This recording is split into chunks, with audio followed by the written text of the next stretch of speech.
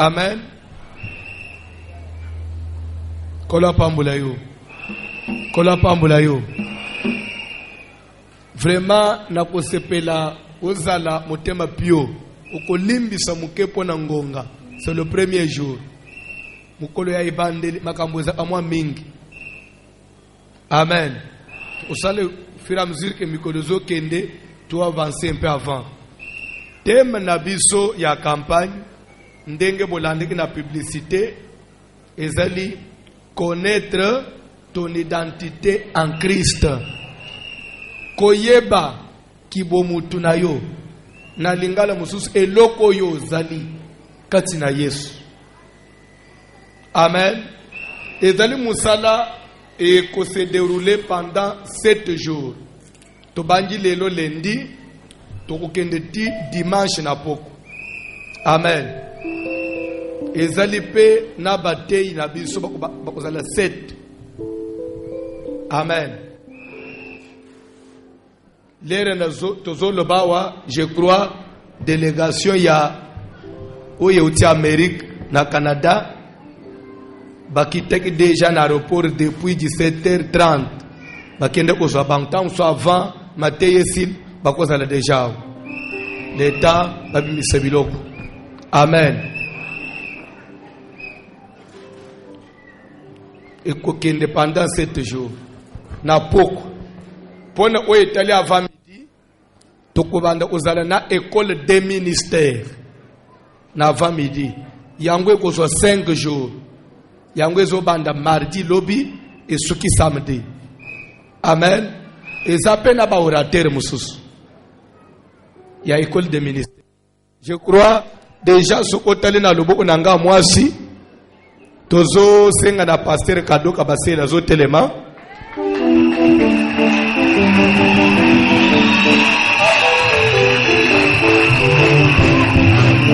Amen. Yo azamu to ko présenter te au ebele ba yebiye. Je crois que aza le président ya école des ministères ou ezo selema na tongo. Amen. Raison pour laquelle omoni azali au aza orateur ya tongo na école des ministères. Comme on pasteur Kado Kabasele, il y a pasteur ya église AJC. Et ça juste non loin, il y a église armée de l'État pasteur Soni. Pasteur Azofan Nazamba Pambulaye. Et pembeni na ye oya fandi azali na banza ba ebele ba yebiye. Comme on apôtre Chingombe. Les azotele matozo betere su maboko.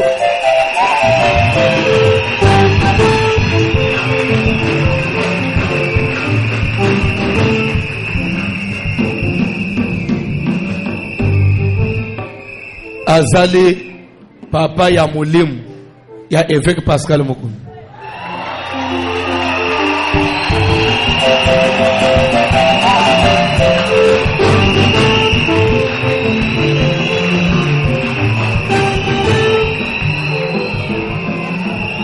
Je crois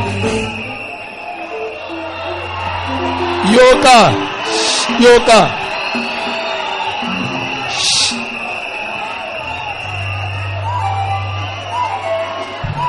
Landa très bien.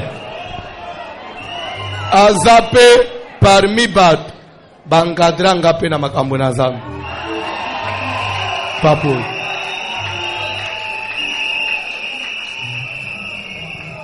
Lere balobaka livolo baonde basimbaki assemblée na biso ya livolo. Ba retraite na livolo, ba rencontre na livolo. Amen. Aza papa na biso, aza pe orateur na école des ministères na Tongo. Azali pasteur ya église Eli. Azali pasteur actuellement ya église Evi, la vigne de l'Éternel. Vous découvrirez na Tongo. Nzamba pambula yi.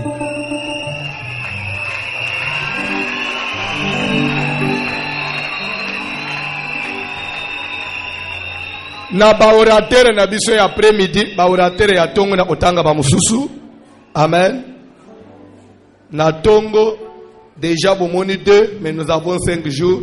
Ce qui fait que chaque matin, nous avons des orateurs na tongo. Na tongo. Bomoni déjà 2. Je crois, pasteur Yvon Stabili, Aza, en même temps orateur na poko, à cause de la paix orateur na école de ministère. Oya au Canada, au Tchoukouzasco na aéroport. Vous allez paix orateur na école de ministère. Je crois, évêque Jiba, vous allez paix orateur na école de ministère. Et 5e, c'est votre humble serviteur, pasteur François, na vous allez paix na orateur na Tongo, na école de ministère. D'ailleurs, lobby na Tongo, nazo intervenir au lobby na Tongo. J'ai une intervention déjà demain matin avec qui encore? Ok, nga ina pasteur Kado, ndeto ko intervenir au lobby na Tongo na école de ministère. Tozo banda déjà. Amen. Na pourquoi tozali na évêque Pascal Mukuna comme orateur? Na pourquoi?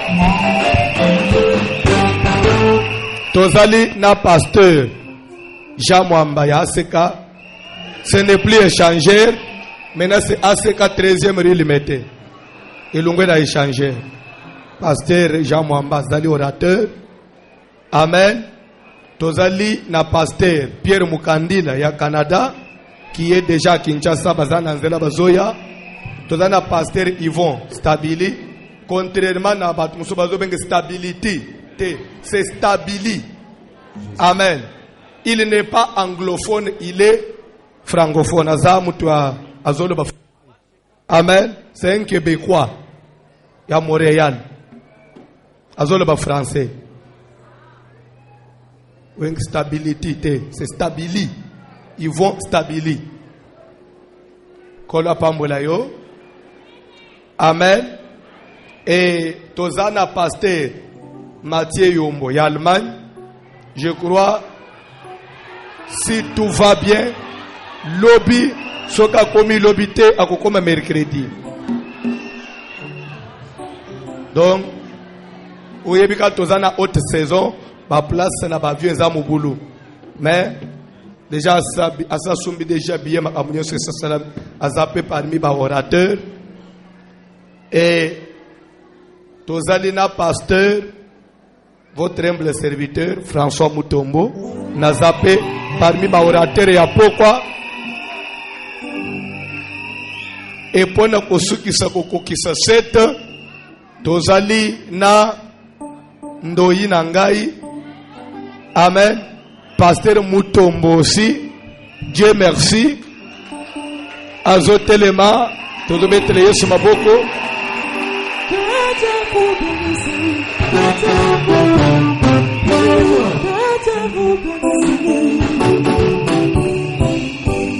Je crois Aza pasteur des ministères. Amen. Et en même temps fonctionnaire de l'État aussi. Pour ceux qui le connaissent. Amen. Il est le directeur de cabinet. Il y a son excellence Lambert Mende au Malanga.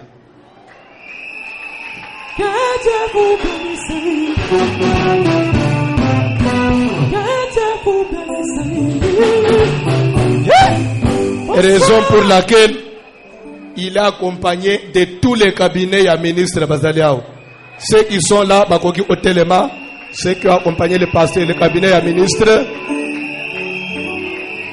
Je crois, Bamusu Bazali Banda, Kola Pambola Bino, Bandiko Bazo Fanda. Amen. Pasteur Azo Fanda. Thème de la campagne Nabiso Ezali, comme je venais de dire, connaître ton identité en Christ. Na pourquoi naza orateur. Ozo telema, tozo tanga verset ya liboso.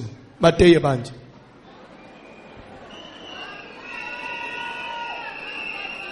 Ozo telema batangele biso Bible. Tozana mukanda ya Galates, chapitre 4e, à partir du premier verset, batangele biso Bible. Ezala ozali banda, ozali kolo, ozana kati partout, tosengio na kombo na Yesu. Atozo melisa bebe, katana anu telema likolo. Pour le respect, otozana angu pone liloba na nzambe. Mutu nyos, il faut telema likolo. Atozo bele, uzo telema likolo. Je crois que batu nyos ba telema. Bazo tangela biso Bible.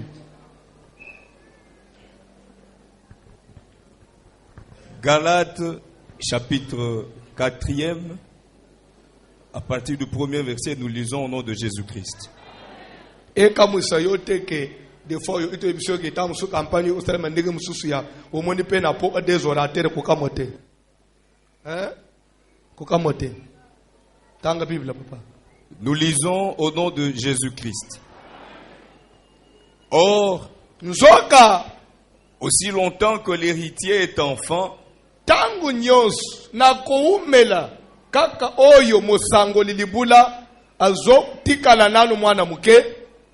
je dis qu'il ne diffère en rien d'un esclave, Na lingi kolobake akezani atane eloko mokote na esclave to moumbu quoi qu'il soit le maître de tout. ata azamu kolo abiloko nyos me lokola zo umela nanu kozala mwana akezani na moumbu te.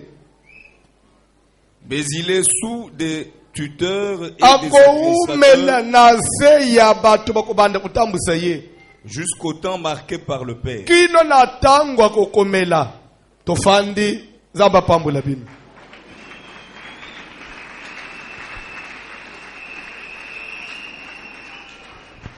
Na kozala mulayi mingi te. Soki olandi bien sens ya thème na biso ya campagne 4e édition, et à connaître ton identité en Christ. Donc, ndengo fanjoan, oyeba eloko yoza katina Yesu. Amen. Awa Paul zoko mela bande kwa Galate. Paul webisa bangu ba Galatie boyeba. Héritier. Héritier sanani. Héritier azamwa noyo abotami na baboti. O bazalaki na ba moyen. Bazalaki na biloko na ba bien. Na biteso kozolanda. Amen. Yake lelo baboti wana soki bazate biloko nyonso ezalaki ya bango ezo revenir na mwana wana. Ce qu'on appelle héritage. Oyo mutu azo sangola na baboti na ye. O bazo legeye na papara na ye. Ba bien oyo mutu azozwa. Oyo amoneli pasi te. Mais azozwa du fait que abotami na bato bazaki na richesse. Et que ezo kite likolo ne automatiquement. Ne peut pas comprendre. Nde mutu babengi nani héritier. Oyo abengami kotikala na héritage, kotikala na bozwi ya baboti na ye, to ya libota na ye. Mais Paul azolo baboyi. Mwana wana oya beta libaku, ozo privilège ya kobota mana ba parents. Bazo tika bozwi. Peut-être yo na ngai tozo libaku wana te. Amen. Alléluia. Ngai na koloba ke baboti na biso batikele biso ba mapango te.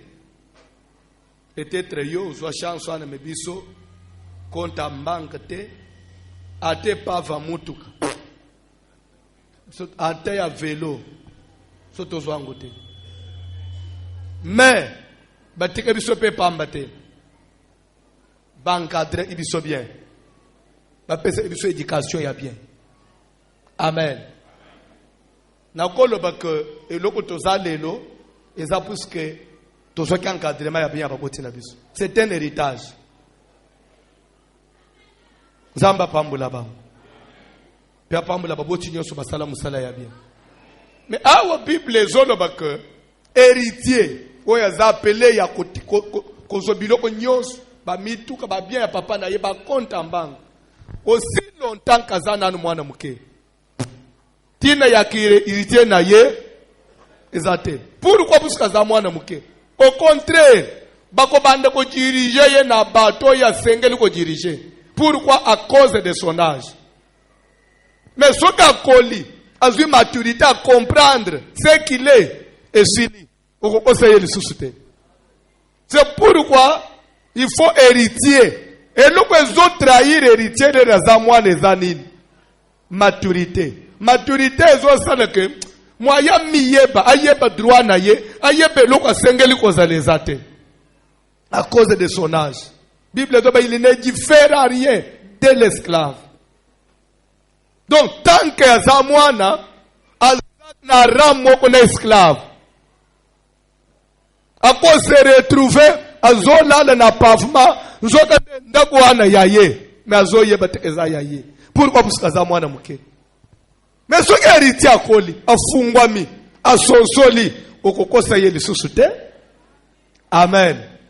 C'est pourquoi tu dois connaître ton identité. Ndengamo upe Bible les oleba que mon peuple est détruit puisqu'il lui manque. Amen. C'est que au cause de la paix moana na Nzambe, mais tant que tu n'as pas la connaissance de ce que tu es, tu n'es pas bien informé. Des fois, aux appels différents esclaves. Quoique mukolo biloko nyos. Amen. Nzokande na makambo na Nzambe tozana ba privilège. Souvenez-vous. Amen. Et dans l'enseignement, je crois que c'est hier dimanche, je parlais sur la délivrance de la malédiction matérielle et financière.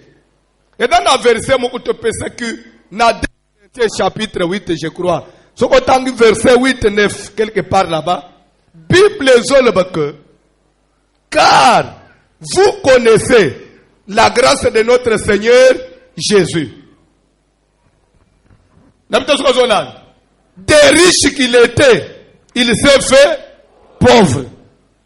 Selon Paul, car vous connaissez. Donc selon Paul, il y a ça pour sous-entendre que tout le monde connaît. Déjà que, du fait qu'on est enfant de Dieu, on est pauvreté. Pourquoi? Parce que pauvreté est singulier que tous à la nango, yesu asalanin. Yasa même yango ekulusu, pe asalanin a transféré biso richesse. Selon Paul, car vous connaissez. Donc, selon lui, il considère que tout le monde connaît ça. Et pourtant, ebeleba yebi angote. Amen. Ebeleba yebi angote. Mutozoka ni seke, pona kozala mwana na Nzambe, peut-être pona kosepelisa Nzambe, kotambula na volonté de Dieu, il faut de la pauvre. Et rien le pauvre. Comme on nous disait autrefois. Car ils verront Dieu. Et pourtant, Paul dit, vous connaissez la grâce. Faveur. Mais vous allez comprendre que si aujourd'hui, des fois, on se laisse tromper, des fois, nous ignorons nos droits, c'est tout simplement à cause de la connaissance. Héritier peut, ils ont souffrir à cause de la nini, il y a connaissance. Connaissance naye, ils ont trahir et nini. Pas puisqu'il ne veut pas connaître, mais son âge.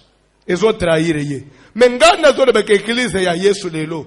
Eza église sous eza ya bana te, pour ba ignorer droit na bango te. Église c'est koli.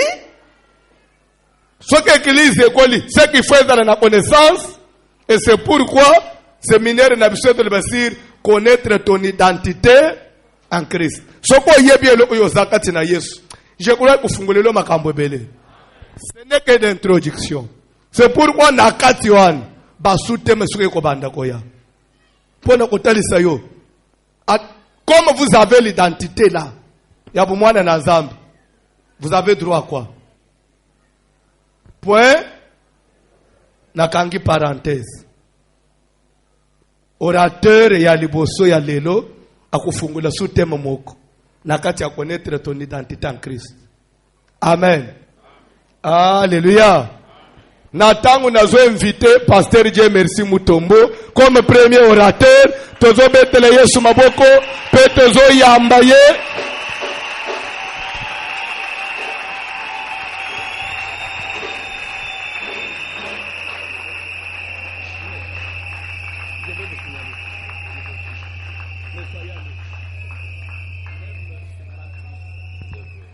Amen, amen, amen, amen. Dites amen très bien et acclame-toi toi-même à cause du Seigneur ce soir.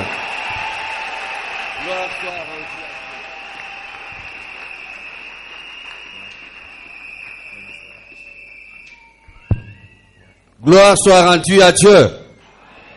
Merci au pasteur François Mutombo, commandant du temple, Matondo epaina mobateli pasteur qui François nous a associés à ce programme oyo particulier akotisibiso na mabongisi oyo des ya temps, lolenge nango des temps de visitation du Seigneur. ya eleko ya kokutana na nkolo Yesu Masiya. Merci au peuple de Dieu. Matondo epaina libota na Nzambe. Merci à tous les collaborateurs. Matondo epaina baninga nyonso ya Merci kusala. au comité organisateur de cette croisade. Matondo epaina bakonzi nyonso bazalaki Et na salutations mabongisi. à tous les hommes de Dieu ici Pe présents. mbote epaina baumbu basali na Nzambe. J'aime toujours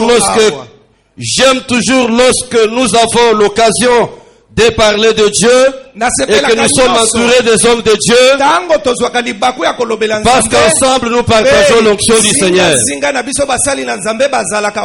Que Dieu soit béni. Amen. Amen. Je vais vous demander de vous asseoir d'abord Nakosenga bino bovanda. et acclamons le Seigneur. Bebetela nkolo na yo maboko makasi. Gloire au Seigneur. Kembo na Yahweh. Comme l'homme de Dieu venait de le dire tout à l'heure, Lokola moumbu na Nzamba utaki koloba kala mingi te. le thème de cette grande croisade Mama na likambo ya milulu oyo s'intitule Connaître ton identité en Christ. ezali omiyeba yo moko kati na Et nkolo. nous allons au travers de ce sous-thème, Na de nzela ce thème na grand, mateya ya muke oyo parler tokoloba. de sous-thèmes, à savoir, Tokoloba na likambo moko. cherchez et vous trouverez. Luka pe okomona okozwa. Dites avec moi, cherchez et vous trouverez. Luka. Si tu n'as jamais cherché, Soki nanu oluka te. je t'informe qu'il y a une porte qui est ouverte pour toi pour une réponse à Nalobeli Dieu. yo ekuke moko ezali akofungwama mpona yo. Mais avant cela, j'aimerais dire à chacun et rappeler à chacun ce matin, ce soir, pardon, comme on nous parle de l'héritier, Na yango nalingaki na yebisa moto moko lokola bazolobela na tina na mokitani. que la parole de Dieu ajoute dans 2 Corinthiens chapitre 5 verset du 7 Liloba na Nzambe bakisi na mokanda ya mibale ya bakolinto kekapo ya mitano ndelo ya zomi na sambo. que si quelqu'un est en Christ, Ete soki moto moko il est une nouvelle créature. akomi ekelamo ya sika. Les choses anciennes sont passées Makambo nyonso ya kala elekani. et toutes choses sont devenues nouvelles. Pe makambo nyonso epai na ye ekomi ya sika. Ton identité en Dieu. Lolenge na yo ya kozala kati na Nzambe. J'aimerais dire à quelqu'un qui est en Christ ce soir, Nalingaki nalobela mutu moko ya zaka. que parce que tu as donné ta vie au Seigneur, Lokola yo pesa bomoi na yo parce epai na que tu Nzambe. es assis en Christ, Lokola yo mivandisa tu kati na es une nkolo. nouvelle créature. Ozali ekelamo ya Et sika. parce que tu es une nouvelle créature, Lokola yo ozali ekelamo ya tu sika. es recréé à nouveau Yo babandi kotonga yo ya dans une sika. nouvelle identité. Ozwi makambo ya sika. Ça veut dire que toi, qui étais dans des choses obscures, Oyo botamaki na makambo ya molili. Dieu a fait de toi Nzambe akomisi yo une nouvelle personne, ekelamo ya sika. créée à l'image de Dieu, Oyo asalami na elili à na ye. la ressemblance de Dieu. Lenge ya ye moko Nzambe. C'est formidable ça. Eza penza kitoko Ça veut koleka. dire que je deviens un peuple à une nouvelle identité. Na yelobi ete nakomi moto ya lolenge mususu ya sika. Est-ce que nous sommes ensemble? Amen. Je suis créé à nouveau par cet ancien homme. un homme nouveau, nakelami avec une nouvelle identité. ya sika moto Et ya cette kala na identité, kasi c'est moto en ya sika Jésus-Christ. lolenge ya sikoyo C'est pourquoi kati na Yesu nous devenons héritiers. yango nde tokomi bato ya kobuka Héritiers de choses nouvelles en Dieu. mosangoli ya makambo ya malamu ya sika epai na Est-ce que tu nkolo m'as bien compris? amen Héritier des grâces de Dieu. mosangoli ya ngolu na nzambe Héritier des faveurs de Dieu. mosangoli ya mawa na nzambe Héritier des bontés de Dieu. mosangoli ya bolamu ya nzambe Oh, le monde mokili laisse parfois les hommes leur coller des identités. etikelaka bato nzela ya komiyeba malamu Et même parfois, ntango mosusu nous-mêmes, nous avons laissé des gens totikelaka mpe nous bato coller des identités. bango bayeba biso Des identités négatives.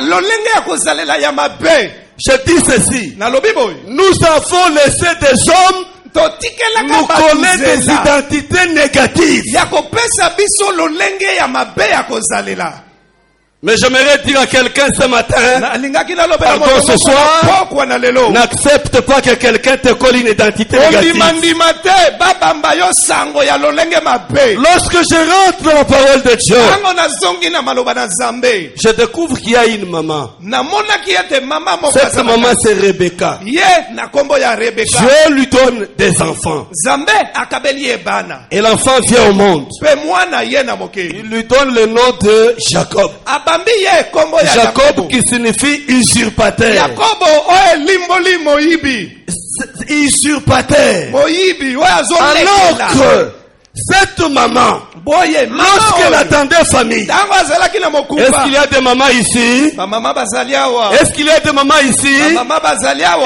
Écoutez-moi très bien ce oyoka soir. ngai malamu Cette maman, lorsqu'elle attendait famille, mama wana ntango azalaki kozela kobota elle dit qu'elle sentit quelque chose agité dans son ventre. alobaki ete ayokaki eloko koninga na kati na Et la libumu na ye Bible dit qu'elle va consulter Dieu. biblia elobi ete ake kokutana na Et nzambe lorsqu'il a consulté Dieu, ntango ake kotuna nzambe Dieu lui dit, nzambe akoloba na il y ye a des nations dans ton sein. na libumu na yo wana mabota eza mibale Il y a des nations kati dans na ton yo sein. mabota eza mibale Et il y a deux peuples. mpe bikolo eza mibale L'un de ces peuples moko kati na bikolo sera grand akozala monene Fort. akozala Puissant. mokasi nguya et les plus petits assujettira les plus grands. kasi oyo aleki nde akoyeba kokonza ya Écoutez bikolo. l'identité que Dieu donne à cet yoka enfant. kozalani oyo nzambe azopesa epai na Mais mwana lorsque oyo. l'enfant va naître, ntango mwana akobotama Rebecca lui donne le nom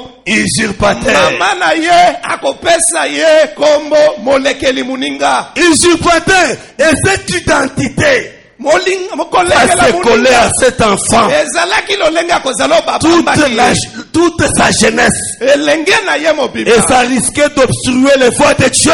yango ezingaki mpe kobebisa mokano Ça na risquait nzambe d'obstruer les voies de Dieu. ekanaki kopanza banzela Maman, na ce Nzambe. soir. na pokwa na lelo Maman, ce soir, mama na pokwa na lelo j'aimerais te dire, nakoloba na yo saisis ce que Dieu dit de l'identité de ce qu'il te donne. simba oyo nzambe alobi na bomoto ya sika nzambe azokopesa na yo N'accepte jamais kondimaka te que quelqu'un t'appelle autrement que ce que Dieu a décidé que tu sois. moto mosusu abenga yo na lolenge mosusu libanda ya oyo nzambe akana yo Que ozala. personne ne te considère autrement que Dieu, ce que Dieu a décidé pour toi. moto mosusu mpe amona yo te lolenge mosusu libanda ya oyo nzambe akana Qu'est-ce que je veux dire ce soir? nini nakani koloba na pokwa na Je lelo veux poser à chacun la question. nalingaki natuna moko Quelle na est moko na biso votre motuna. identité ce soir? lolenge na yo ya kozalela na pokwa na lelo eza nini Es-tu ce soir? oza nani na Si pokwa tu na ne lelo connais pas ce que tu es, soki omiyebi malamu te tu vas souffrir, marcher dans la okonyokama misère. okotambola kati Mais ya j'aimerais pasi. dire à quelqu'un, nalingaki naloba na moto Dieu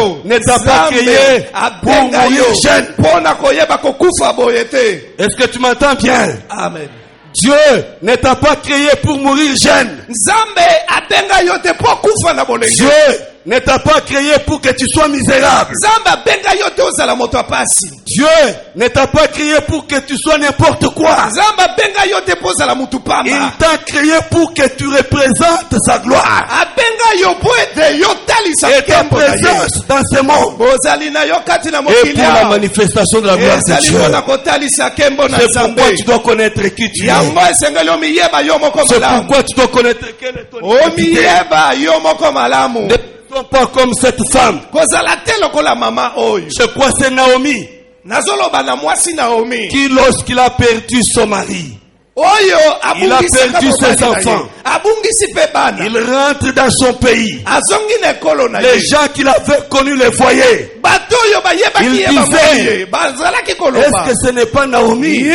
to ye te. Elle dit non. Alobi Ne te. m'appelez plus Naomi. Bobenga na bino nga lisusu Naomi Désormais, te. appelez-moi Mara. Banda lelo bobenga nga Parce Mara. que j'ai vu l'amertume. Po ete nazwi ngai Tu bololo. changes le nom, tout ça.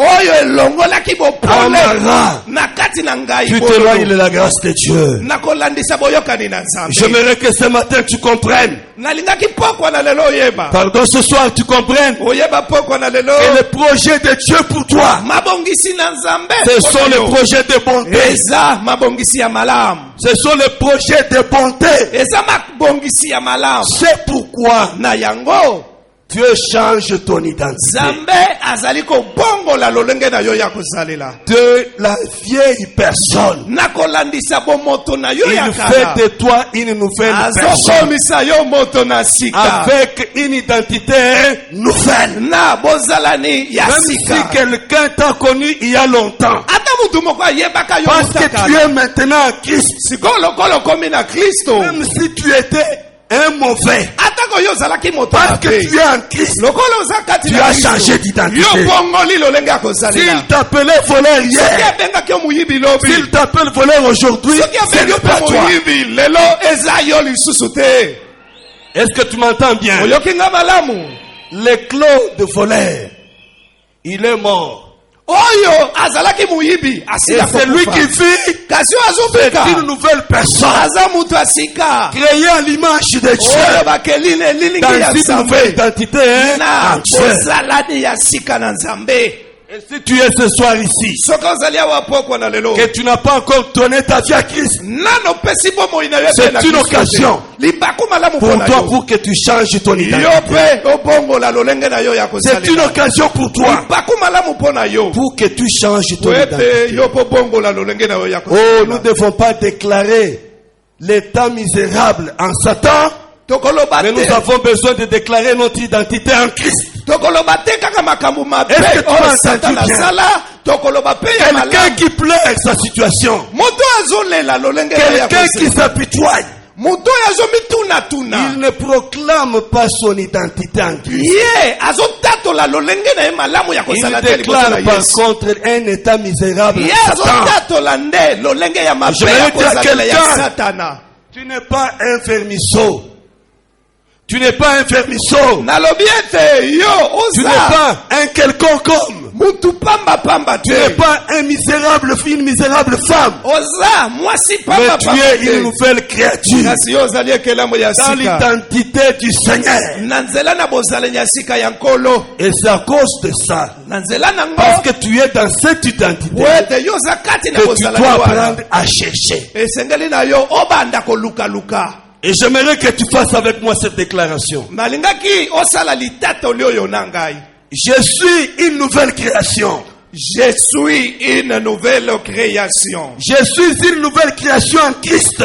Je suis une nouvelle création en Christ. Une créature merveilleuse. Une créature merveilleuse. Créée à l'image de Dieu. Créée à l'image de Dieu. Je suis la maison d'habitation de Dieu. Je suis la maison Je d'habitation suis de Dieu. l'héritier des choses de Dieu. Je suis l'héritier des choses de Dieu. C'est ça mon identité. C'est ça mon identité. Que Dieu vous bénisse. Zambé apambola bino. Écoute. Et maintenant, Sikoyo. je veux qu'on nous lise un texte. Nalingaki batangela biso matangi. Nous allons lire un passage de la Bible. Tokotanga matangi kati na Biblia. Dans l'évangile de Luc. na buku ya Luka. Luc chapitre 1er. Luka mokapo ya yambo. Luc 1, Luka mokapo ya yambo.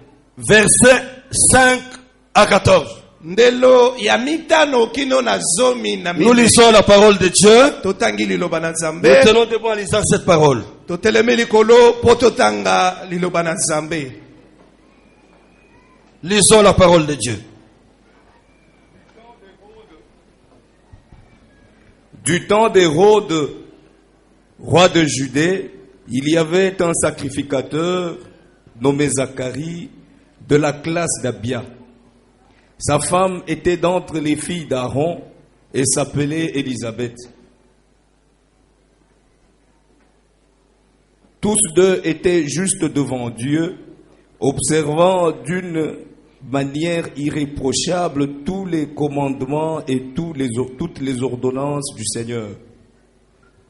Ils n'avaient point d'enfants parce qu'Élisabeth était stérile et ils étaient l'un et l'autre avancés en âge.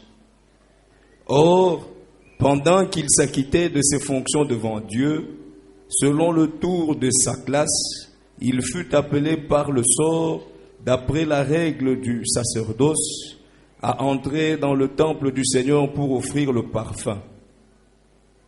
Toute la multitude du peuple était dehors en prière à l'heure du parfum. Alors un ange du Seigneur apparut à Zacharie et se tint debout à droite de l'autel des parfums. Zacharie fut troublé en le voyant et la frayeur s'empara de lui. Mais l'ange lui dit, « Ne crains point, Zacharie, car ta prière a été exaucée.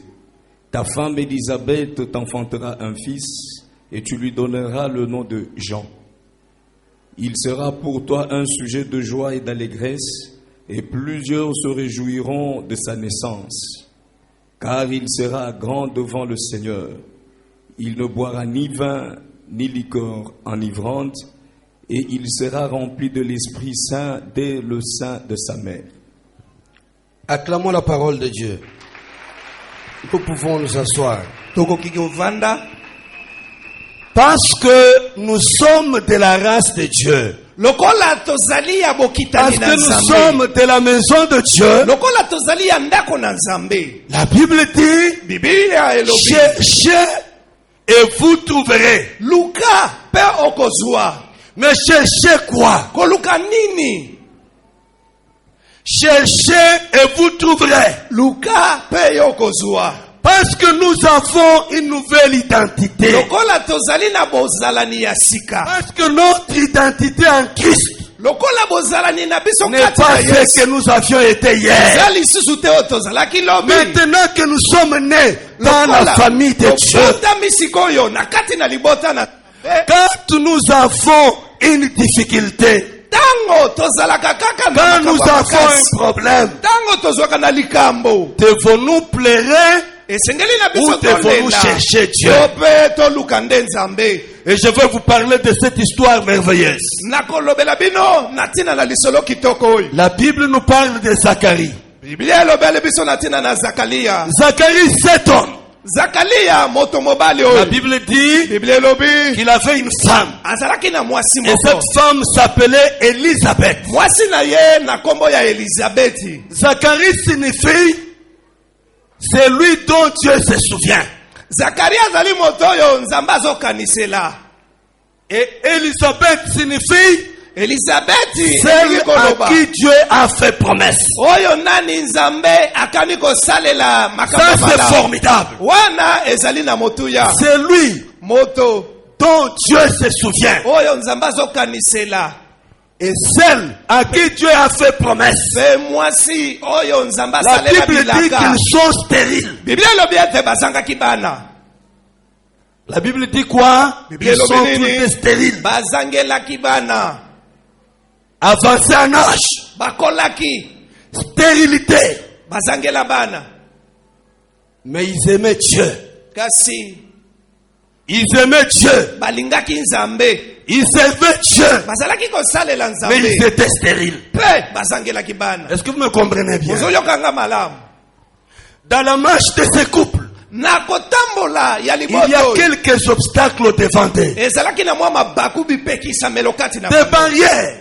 pour Maku lesquels- bipekisamelo. Ils ne pouvaient pas avoir de l'espérance. Bango bakokaki kozwa lisusu elikia te. Mais ces couples Kasi bapalani connaissaient qu'ils étaient de Dieu. bayebaki ete baza ya nzambe. Parce qu'ils étaient de Dieu. Po ete bazalaki ya nzambe. Quelle que soit la situation, Atako makambo ils makasi, ne pouvaient pas désespérer. bango esengelaki balemba te. Qu'est-ce qu'ils devaient faire? Nini esengelaki basala? Chercher auprès de Dieu. Koluka epai na nzambe. Ils cherchaient un enfant. Bazalaki koluka mwana. Je pense qu'ils ont prié Dieu Na banzi ete basambelaki depuis leur jeunesse nakobandela bolenge pour na avoir bango. un fils. Mpona kozwa mwana, Mais ils n'en avaient pas. kasi bazwaki yango te.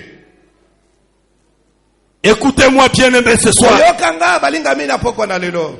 Tu es en Christ. Ozali na kati na Yesu. Mais pourtant, Kasi tu as des barrières devant toi. oza pe na babipekisamelo Tu ebele as liboso na des yo. difficultés devant toi. Oza na bankokoso liboso na yo. Tu es enfant de Dieu. Oza mwana na nzambe. C'est lui dont Dieu se souvient. Oyo nzambe akaniselaka. Je crois qu'ils ont commencé à dire, Na banzi ete bakomaki nous croyons que komilobela. Dieu nous a oubliés. To banzi nzambe abosani na Dieu biso. nous a oubliés. Nzambe abosani biso. Parce qu'il n'y avait pas d'enfants. Po bazalaki na bana te. Oh, je commence à m'exciter dans mon cœur. Na bandi komituka Parce kati na que je motema sens na que ngai. je parle à quelqu'un Po ete nayebi nazolobela qui mutu dit moko. ce soir Nazoloba na poko que na lelo. Dieu m'a oublié. Nzambe abandi kobosana nga. Qui dit dans son cœur Oyo azomilobela na que Dieu motema. m'a oublié. Nzambe abosani penga. Je vais lui dire que Dieu ne t'a pas oublié. Nakolobela yo ete nzambe Parce abosani que te. tu Po es en lui. oza kati na ye. C'est à toi qu'est réservé ce qui a de meilleur. Eza kati na yo nde makambo ya malamu C'est à ekotalisama. toi que ce qui a de meilleur est réservé. Eza kati na yo nde makambo ya malamu ekobima. Pendant ce temps-là, Na batango wana cherche Dieu. luka nanu nzambe. Cherche Dieu. Luka nanu nzambe. Ils avaient une barrière devant eux. Ezalaki na epekisamelo moko liboso na bango. La première barrière, Epekisamelo ya liboso la stérilité. kozanga kobota. Élisabeth était stérile. Elizabeth azalaki ekomba. Mais Élisabeth s'appelait celle à qui Dieu a fait promesse. Me kombo na ye elimboli ete oyo nani nzambe J'aimerais apesa dire à bilaka. quelqu'un ce soir, Alingaki nalobela mutu moko na poko na lelo. malgré ta stérilité, Olandisa tu ekomba as na la yo. promesse de Dieu. Yo ozalaka na bilaka na nzambe. Et la Bible me dit Pe Biblia elobi na que nga. c'est en Jésus Na kati na qu'il Yesu y a des oui. ezalaka Elle est na amen de iyo Dieu. pe ezalaka na amen. Est-ce que tu m'as bien compris? Olandinga malamu. Tu es stérile, Oza ekomba. mais tu as la promesse de Dieu. Na kati na yo Toi, elaka. cherche Yo nde luka. et tu trouveras. Pe okokutana nango. Cherche Luka. et tu trouveras. Okokutana na yango. Je me rappelle un homme, Nazalaki kobanza na mutu moko boye. son père a perdu les ânesses. Tata na ye abungisaki bampunda. Il a envoyé chercher ses ânesses. Atindaki akende koluka bampunda wana. À la recherche de ces ânesses, Na koluka bampunda wana. la Bible dit qu'il a fait ses recherches, il était fatigué. Biblia elobi aluki pe Et alembi. il s'est dit, Amilobeli nazonga. mais son serviteur lui a Kasi dit, mosali na ye alobi na ye. il y a dans cette ville Na engumbo ezali un homme boso. de Dieu. Mosali na nzambe moko azali. Allons vers lui. Tokende nano epai na ye. Peut-être que Tango il nous mosusu. dira où se trouve les ânesses. Akolakisa biso esika bampunda Allons bazali. vers lui. Tokende nano epai na ye. Peut-être Tango qu'il mosusu. nous dira où il y a les ânesses. Akolakisa biso esika bampunda Quand bazali. tu as perdu, Tango nyonso yo quand obungisaka. tu es en difficulté, Tango nyonso ozalaka na une bapasi. seule chose, Eloko moko kaka. cherche Luka Dieu. nano Nzambe.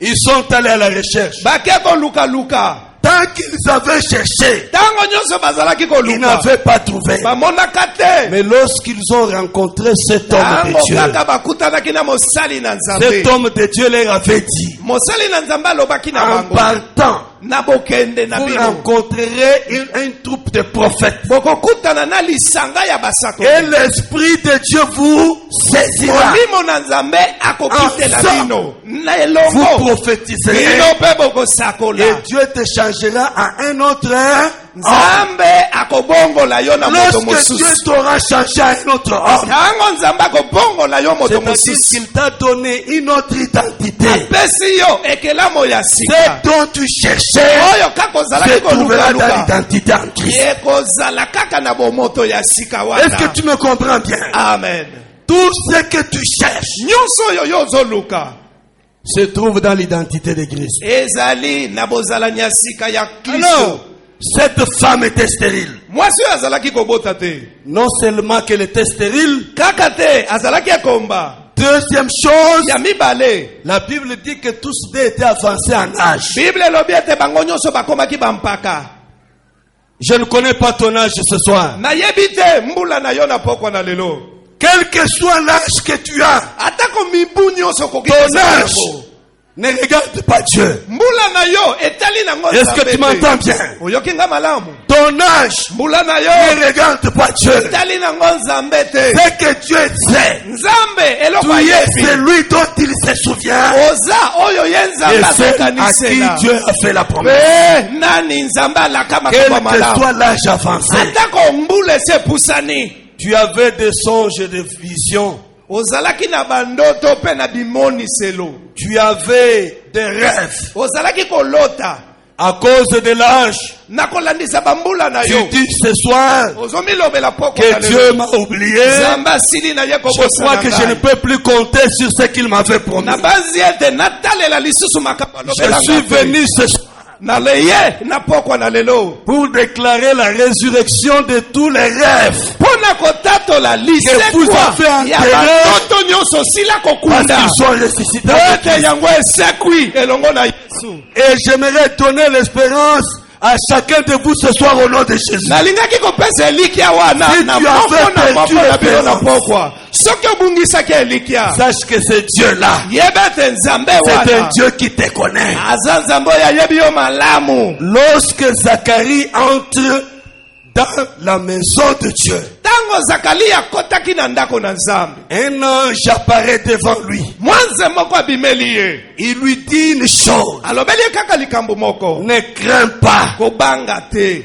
Dis à ton voisin, ne crains pas. yebisa moninga na yo ne crains pas Ne crains pas. kobanga te Pourquoi ne pas craindre? mpo na nini kobanga te Parce que ta prière a été exaucée. po ete losambo na yo eyokani Dis-lui, ne crains pas parce que ta prière kobanga a te été po exaucée. ete losambo na yo eyokani Écoutez-moi très bien ce soir. boyokanga malamu na pokwa na Je ne lelo dis pas qu'il lui a dit que la prière sera.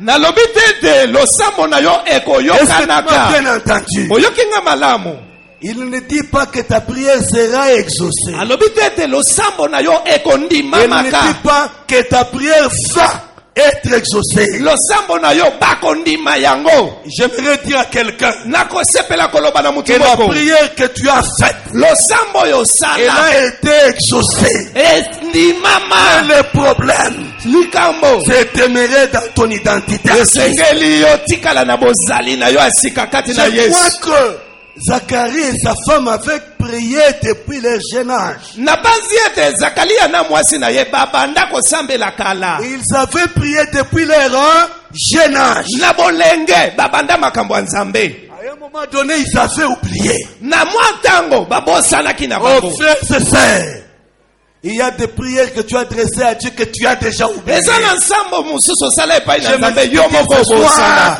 nalobi na Ces poko na prières lelo ont été na priere wana exaucées. endimama Est-ce que tu m'entends bien? oyokinga malamu Ta prière a été losambo exaucée. na yo endimama Tu as ce soir un ange à côté de toi. oza na mwanze moko na pembeni na Il yo wana t'apporte un pain. oyo azobeta yo na mwa lipeka Il moke te dit, ne crains pas ma fille. azoloba na yo kobanga te ndeko Ne mwasi crains pas mon fils. kobanga te mwana na ngai Ne crains pas ma fille. kobanga te mwana na ngai ya mwasi Pourquoi? mpona nini Parce que malgré ta stérilité, po ete atako malgré kiekomba ton âge avancé, atako mbula esi epusani parce que tu es une nouvelle créature, lokola yo ozali ekelamu tu ya es dans sika l'identité de Dieu. ozwi bozalani ya sika Dieu ya t'a nzambe donné. nzambe apesi yo Mais il faut que tu t'en souviennes. esengeli na yo Que tu kanisela saches qu'est-ce que tu as devant toi. oyeba mpe malamu nini oza nango liboso na yo La multiplicité des obstacles devant toi makambo ya makasi ebeleebele ne liboso disent na yo rien devant Dieu. yango ezolobela nzambe eloko te Je me rappelle, nazali kobanza lorsque j'étais tout jeune, ntango nazalaki nano elenge à un moment donné, mes parents ont eu des difficultés. na mwa ntango baboti na ye bazwaki bapasi Écoutez-moi très bien. boyokanga malamu Il y a des choses dans lesquelles Dieu a révolutionné ma vie. ezaka na makambo oyo Pas esalaka mpo parce que abonisa j'avais des ngai. richesses, te mpo nazalaki na mais bozwi parce que j'avais l'espérance po ete en celui nazalaki qui na était mon père. elikya ya oyo nani azalaki tata na ngai Mes parents avaient des difficultés. baboti na ngai bazalaki na nkokoso Ils n'étaient pas en mesure de m'acheter l'uniforme pour aller à l'école. makoki ya kosombela ngai elamba ya kelasi Je me parlais de ça parce que je veux encourager un jeune homme ce soir. nalingaka kolobela makambo Je oyo veux mpona encourager kopesa quelqu'un makasi qui est en train de couler les larmes. epai ya mutu azolelalela nanu Tu es à côté de toi celui qui vient t'essuyer les larmes ce eza na soir. mutu moko aza pembeni na yo mpona kopangusa yo pinzoli Tu es à côté de toi celui qui te dit à cause de toi je ne me reposerai pas. oza na mutu moko aza pembeni na yo azolobela yo likolo na yo ngai nakovanda kimia te Il se fait qu'un jour ekomaki mokolo j'ai moko été chassé de l'école babenganaki ngai na parce que je etelo n'avais pas d'uniforme. po ete nazangelaki bilamba ya klase Je suis rentré à la maison. nazongi na ndako J'ai dit à ma mère que j'ai besoin d'uniforme. nalobeli mama ete nazali Ma na mère posa m'a na dit qu'il n'y a likolo pas d'argent. mama alobi misolo eza te Prends l'épée que tu as. zwa mwa ndambo oza Je suis allé au marché. nake na wenze Je cherchais un pantalon du ballon. nazwi Mais il n'y avait pas de pantalon qui répondait au prix de ce que j'avais. pantalon moko ya tombola kasi oyo ekokanaki ata na baposa na nga te Et puis j'ai acheté quelque chose de semblable au pantalon. mpe na banzi nasombaki moko neti pantalon C'était quelque chose en mousse. Ce que je peux appeler aussi aujourd'hui training. ezalaki lokola pantalon ya masano Mais c'était plus gros que moi. kasi yango elekelaki nga na monene Je crois que ça appartenait à un vieux gros blanc en Europe. na banzi ete ezalaki mpo na mutu moko ya monene J'ai na pris ntango ce wana. gros pantalon. nazwi pantalon wana ya monene On m'a mis l'élastique dans ce gros pantalon. batielinga molaso na kati na Je pantalon suis wana. allé le lendemain à l'école. lobi nakende etelo Quand j'entre seulement dans la salle de tango classe, kaka nakoti kati na kelasi le premier qui m'a vu, moto yambo oyo il amonaki dit ngai oh Zabolo, Zabolo, akatani na ye Zabolo. na koseka oyo zabolo to ndoki nde azokota awa On me surnomme, hein?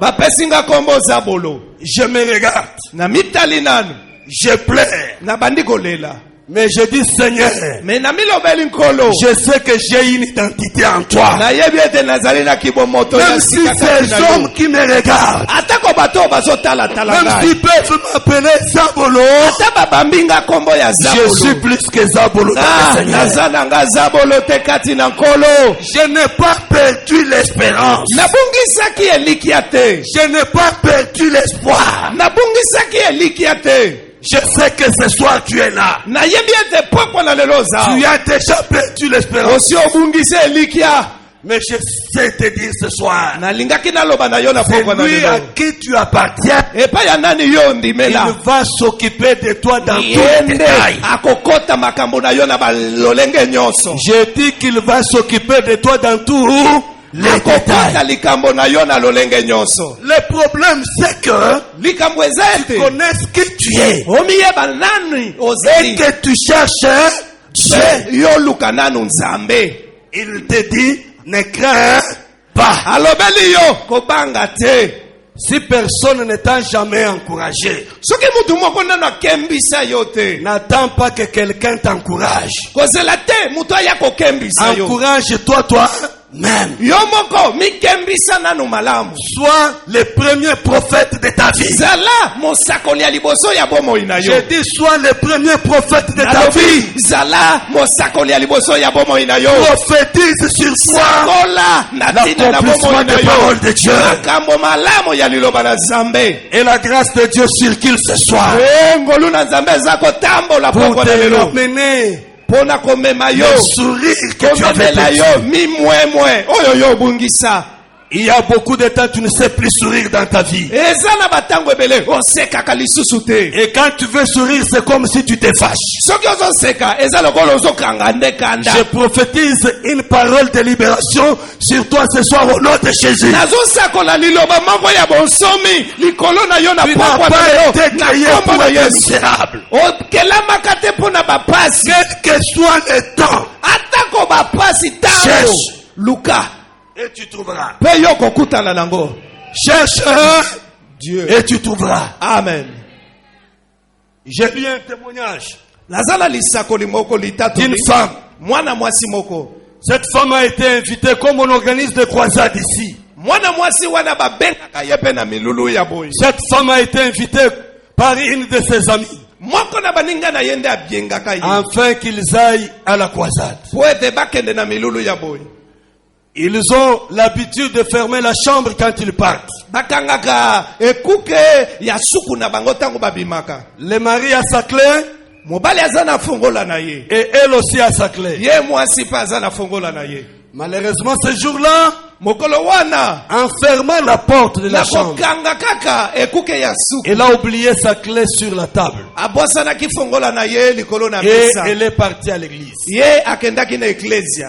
Ils sont entrés dans la mouvance du Saint-Esprit. Bango bakoti na komemama ya Le temps est molimo passé, le mosa. temps est passé. Tango eleki tango eleki. Le mari est revenu à la maison avant. Mwana mobali azongi na ndako liboso. Quand le mari est arrivé à la maison, Tango akomi na ndako elle a vu la clé de la chambre sur la table. akuti fongola ya ndako likolo na Elle a mesa. pris cette clé. Azwi fongola wana. Elle a ouvert la chambre. Elle a mis sa clé à lui dans la chambre. Azwi afongoli suku pe azwi fongola atie Et yango il na est kati venu, na il suku. a dit à la femme, Pe azongi alobeli tu mwasi. es parti te promener, Yoke na yo tu kotambola. m'as laissé dehors. Otiki nga C'est libanda. fini. Moi et toi, c'est fini. Esili lelo suka kaka nga na yo. Sors de ma maison. Bima na ndako na ngai. Va là où tu étais parti. Kende esika outi. Est-ce que quelqu'un t'a dit ce soir que c'est fini? Moto moko asi alobela yo Il ete t'a dit que esili. c'est fini, Alobela yo ke esili. mais ne crains pas, ta prière a été exaucée. Nalobi kobanga te losambo na yo Ce eyokamaki. qu'on avait déclaré fini Oyo alobaki na yo sera esili. restauré au nom de Jésus. Yango ekobanda ya sika na kombo na Yesu. C'est fini. Esili. Tu commences à te comporter comme tu veux. Okomi kotambusama lokola yo olingi. Quand la femme veut parler, il s'avance. Soki mwasi alingi aloba jette ya dehors. pusani pe abwaki ye Il libanda ferme la porte. pe akangi ekuke. La femme s'en va. Mwasi akei Il va chez son ami, lui dit on m'a chassé. alobeli moninga na ye nga babengani nga. Entre-temps, Na tango quand wana l'homme est resté, il a pris sa clé là. Ils habitaient à côté d'un lac. mwana Il a jeté mobali la clé dans le lac. azwi fongola na ye wana abwaki yango Et il a na dit à sa ebeke. femme Pe alobi na mwasi na Que tu ye ne rentreras dans cette maison okozongaka na que ndako oyo tu viendras avec la clé. kaka mokolo komemelanga fongola. Vous savez, il y a des gens qui sont vraiment méchants. oyebi bato mabe basalaka. Yo ozwi fongola obwaki na mai. Ah, Mais ozoyi biso po okota awa, il faut ozonga na fongola. anage ou bien asala nini? Akozwango Ndenge nini? mais il y a quelqu'un qui peut prendre même les clés dans l'eau et ramener. Ah, Mama wana keyi. Akomi pa camarade na ye. Camarade alobi kobanga te to sambela. prions. Zambe oyo to utaki kokumisa akosala bikamwa. Amen. Ils ont prié, ils ont adoré Dieu. Basambeli bakembeli Et nzambe ils se sont endormis. pe balali na bango. Le matin, Tongo tongo. le mari de cette femme descend au lac Mobali ya mwasi oyo pour akiti aller na acheter ebeke du poisson. mpona kosomba mbisi. Il achète du poisson. Asombi mbisi. Il trouve un poisson bien. Amoni mbisi moko ya kitoko esepelisi Asombi ye. mbisi yango. Ah, Aye nango na ndako. akomi wana camarade accueillir musala. Mama oyo babengani na ndako atikali wapi na ndako. Mama azui poisson bandi kokata ndambu afongoli boye. Amoni clé moko na kati. Atali clé. Mais cette clé ressemble à ma clé. Elle ne ressemble pas à ta clé. Amen. Ekokanite ezande ya yo. Atali fongolo. Alobi oyo on dirait yanda kunanga. Azongo bengi camarade na ye. Yaka. Kimamba. Namoni bikambo moko na zoye bate. Nakati ya mbisi. Nini ngo? Mbisi oyo mobali na yo aye nango. Na pasuli. Na kuti fungolo. Amen. Nathalie ekokani na oyo yayo. Alors cette femme lui dit mais nous avons prié pour que Dieu change la situation. Et je dis que tu as déjà oublié ta prière. Tu as les larmes. Tu as pleuré toute ta vie. Mais tu as une réponse pour toi ce matin.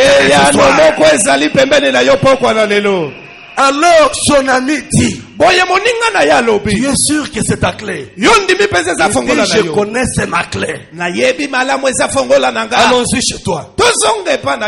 Ils arrivent à la maison. L'homme voit la femme entrer. Yo. Tu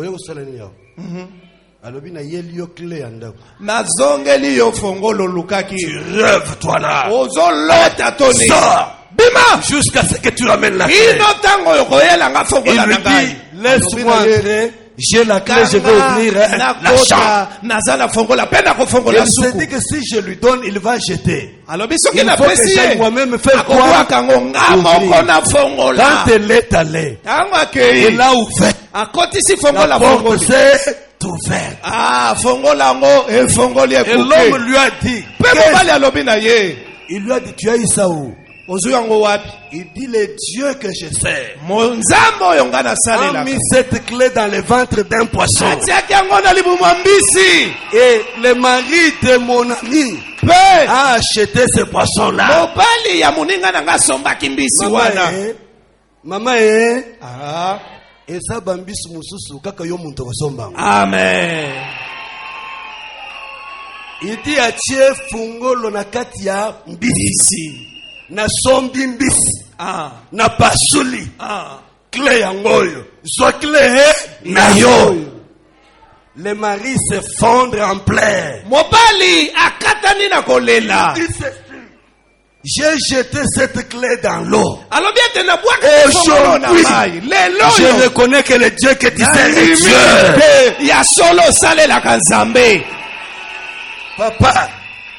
Papa, maman, nazo ibisayo. Na poko ya lelo. Dieu vient pour t'étonner. Nzambe ayepo na kopesa yo. Non seulement t'étonner, mais te donner ta valeur aux yeux des autres. Parce que yo, oza muntu lokola muntu nyonso te. Amen. Oza muntu lokola muntu nyonso te. Esengeli oyeba yo oza nani. Soki oyebi yo oza nani. Luka pe okozwa. Cherche et tu trouveras. Luka okozwa. Alors, ces deux individus, Banto et Mibale, bazalaki avancé en âge. Bakolaki. Na lingna yebisa muntu moko. Soki nzamba laki yo loko. Apesio yango na 70 ans. Elingi koloba ke akopesa yo na makasi ya ko vivre eloko opesio wana. Amen. Yo kokanise kozuna kimukolo Njoka mepona zambe nde abandi. Amen. Est-ce que yo kinga manamu? Amen. Kaleba ye koyebisa Josué. Yo kanga manamu. Je cherche pourquoi je vais trouver. Dis à ton voisin, je vais trouver. Nako luka pe nako zwa. Pas que je vais trouver, j'ai déjà trouvé. Na sili kozwa. Parce que ma prière a été déjà. Kwete lo sambo na ngesi yo kamaki. e yo kamaki. Caleb ayizonge pa Josué ebisiye. Moïse ototambola na yewana. À la Kanga montagne. Je n'étais que dans la quarantaine. Sikoyo, nazana 85 ans. Mais ndenge na zawana. Nazana nanu na makasi. Ya kokota pe kobima. Amen. Lobake nazana makasi. Nazana makasi. Nazana makasi. Nazana makasi. Muntu asakana na yo. Parce que tu es encore dans la présence de Dieu. Alobi pesanga kaka montagne wana. Papa, maman, eloko nini lelisa yo. Maya miso etanga. Zamba solo bana yo, ta prière a été le sambo na yo endi mama. Parce que kangami na nzambe. Na lobi boy ba obstacle zake belé liboso à Zacharie. Ya liboso. Ils étaient tous vieux. Bakoma ki bampaka. Ya mi balé. Mwasi na ye abotaka. Mwasi ekomba. Ya mi balé. Ya mi sato. Ata lera ukende koluka po kutana na nzambe. Il faut que ça soit ngonga ya classe na bango. Est-ce que vous avez kanga malamu? Il faut que ça soit autant de votre classe. Parce que dans Israël, la classe est là qui est belle. Amen. Le lo est tour ya boy. L'objet est tour ya fulani. L'objet yangwana se pela kana popo yo lobaka, les paniers circulent encore. Ata e cause mi e pa na yote, mais ya yo eza déjà na kati ya panier. Alors biboy, tour ya classe. Non seulement ata tour ya classe est commis. Bible lobi faut benga yo par le sort. Mais qui te rassure que parmi tous ceux de ta classe là, c'est toi qui seras appelé. Donc, tout est réuni pour qu'on se décourage.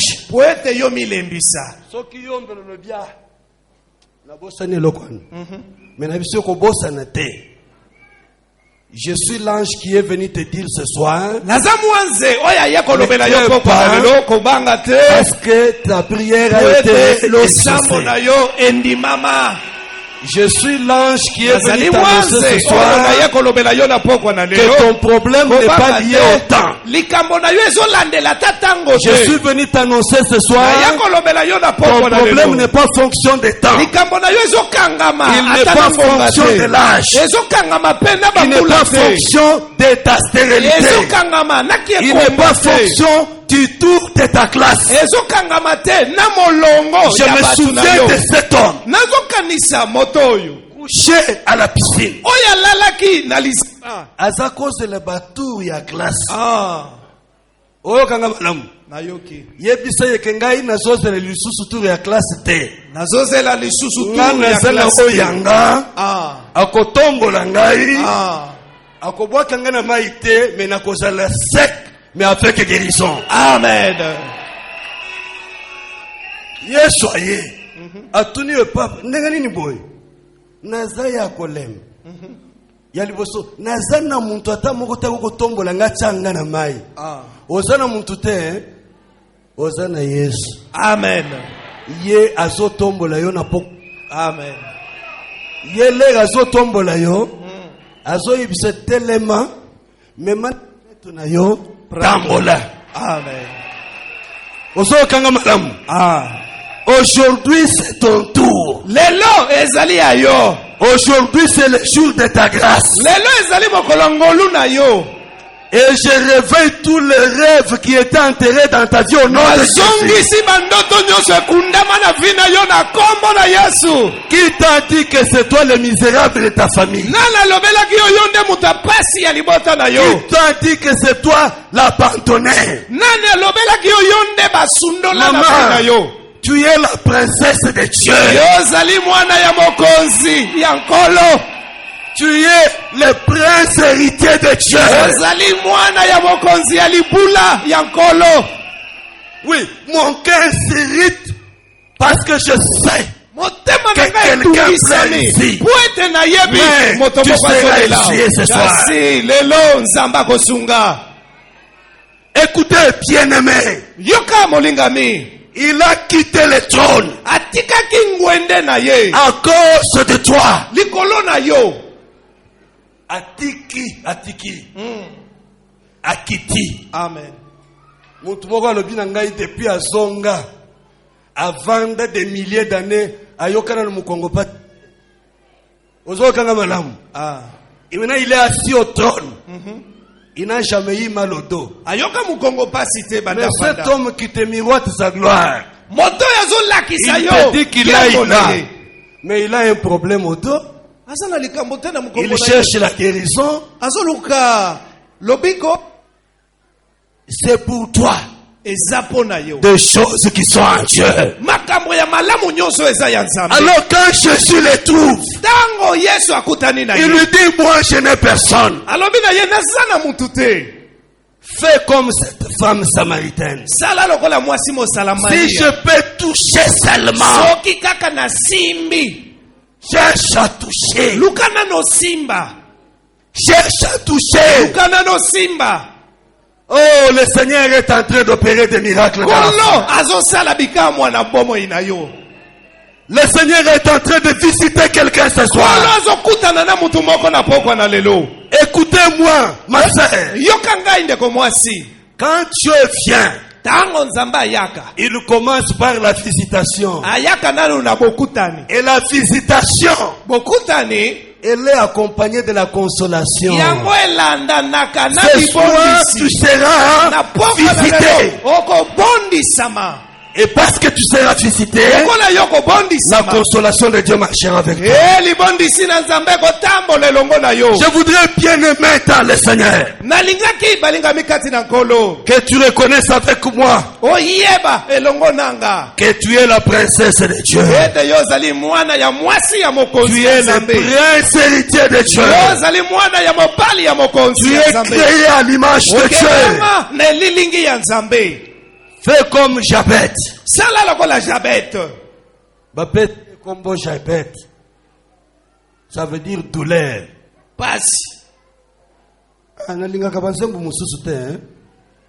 Na ibisango sinanga yo yembaka me koyembela nga nzembo ya pasi te. Oh baninga tokola na bango bakoma na bisengo nga yo kaka pasi na pasi. Nani ayebisi yo za pasi na Jamais. pasi? Nzambe akelanga pona pasi Te.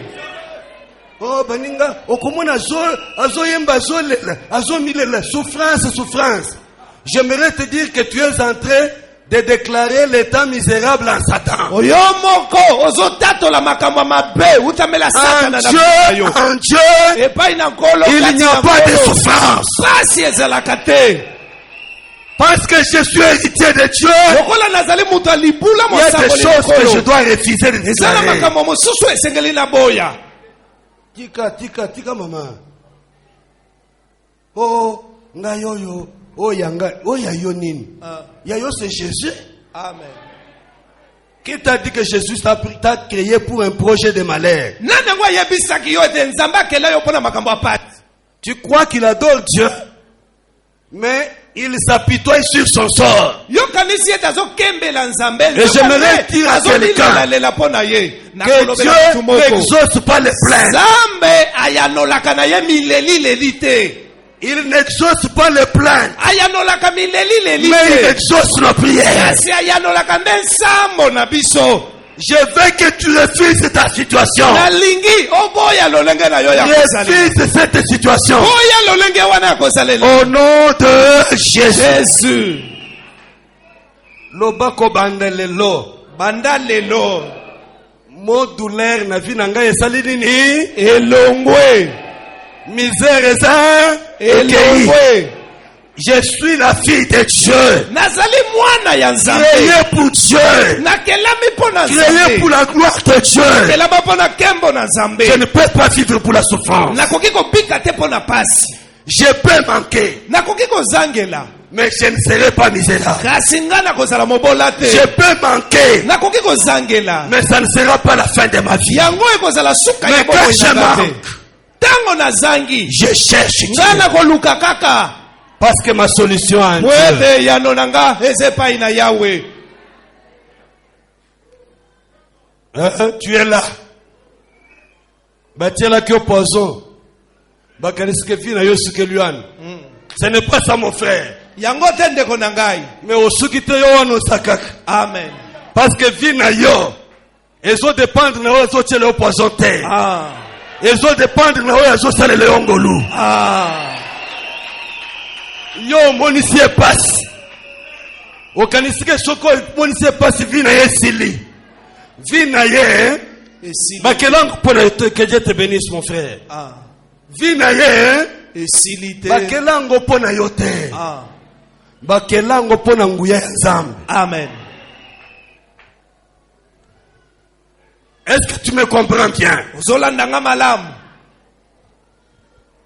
Gloire au Seigneur. Kembo na Yahweh. Il est présent au milieu de nous. Azawa kati na biso. Il est en train de te toucher ce soir. Abandiko simba yo poko na lelo. Que cet homme qui se croyait maître de ta vie, moto ya kanisa ki yende nkumu ya bomo na yo. Dites-lui que ton règne est terminé. Bokonzi na yo esuki na bomo inanga. Parce que Jésus a déployé. Wende Yesu asili kotinda. Il avait déployé tout son arsenal. Atindaki mapinga na ye nyonso. À cause de toi. Natinda na ngai. Il y a des gens qui se tapent la poitrine. Et ça na bato ba mi beta tolo. Qui croient que c'est quand ils disent que c'est fini pour toi, c'est fini. Oh, bah, kanisa ke soki balobi esili pona yo esili. Ce soir. Nalingaki oloba ne poko na C'est lelo. toi qui finiras. Yondo kosuka. Mais celui qui est en Christ ne finira jamais. Oh, yazalaka na Yesu asuka kate. Azolo pano soki ngate. Yo nani. Yo komi nzamba mokili. Moyen. Soki ngate. Yo nani. Yo nani. Osokela nani. Banda babota yo. Osala nani. Osokela nani. Ata mwana mema na libumu na yo. Oyebi skauta. Yo nani. Yo nani. Je vais défier quelqu'un ce soir. Nalingaki na beta ndaka na moko na poko na lelo. Glorish kenta bacheki negorish.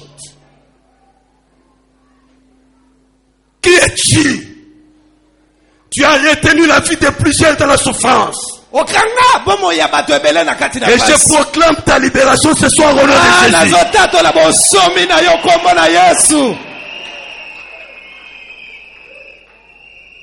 Je veux dire à quelqu'un ce soir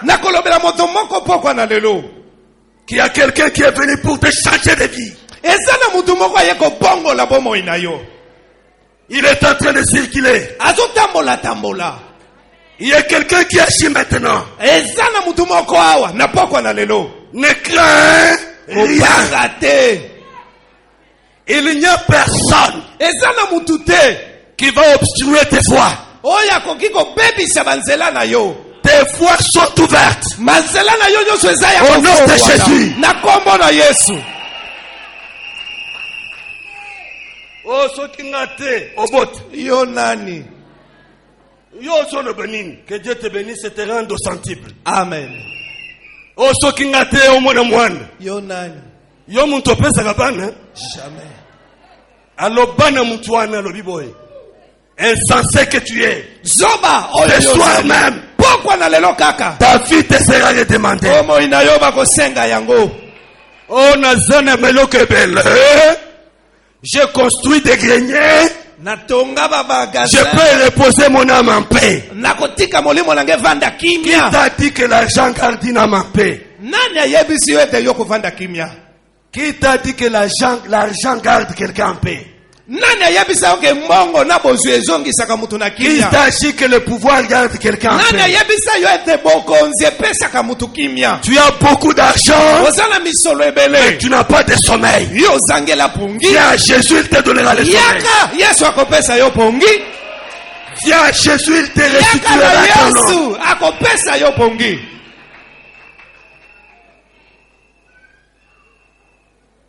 Merci Seigneur. Merci Jésus. Et toi qui es là dehors, je parle à toi. Tu es dans le désespoir total. Ce soir, c'est ton jour. Ce soir, c'est ton jour. Il est venu. Ayaki. Il est venu. Aye. Et c'est ton jour. Pesa mokolo na yo. Ozotelema likolo makanise pa na Nzambe. Ozotelema likolo bipai nyonso kutami makanise pa na Nzambe.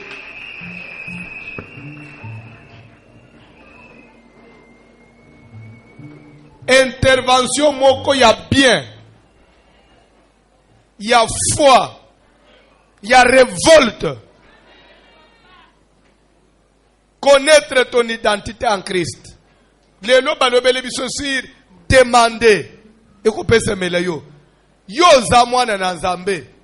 Est-ce qu'on soit senga? Est-ce qu'on soit te?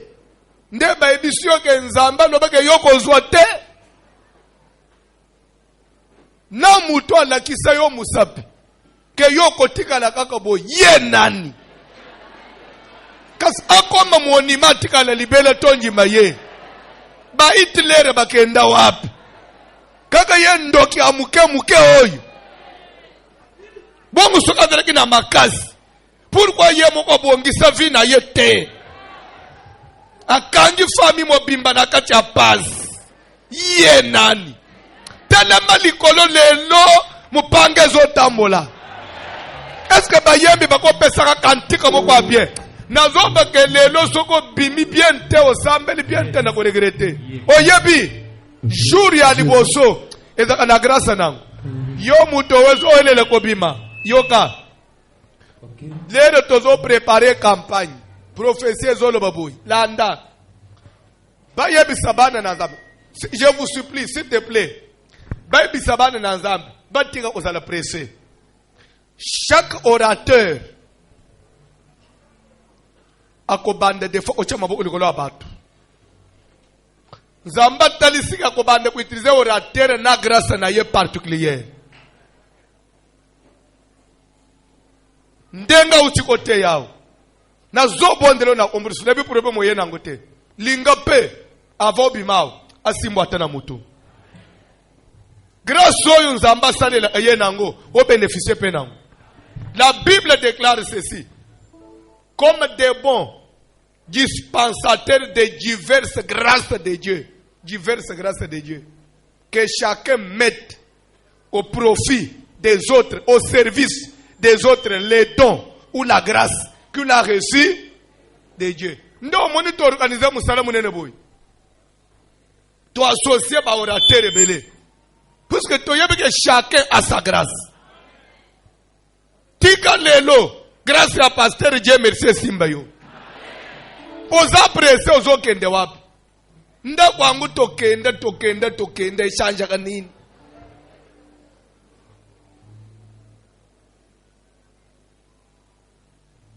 Makanise pa na Nzambe. Bayemi kantiki amukuse s'il vous plaît.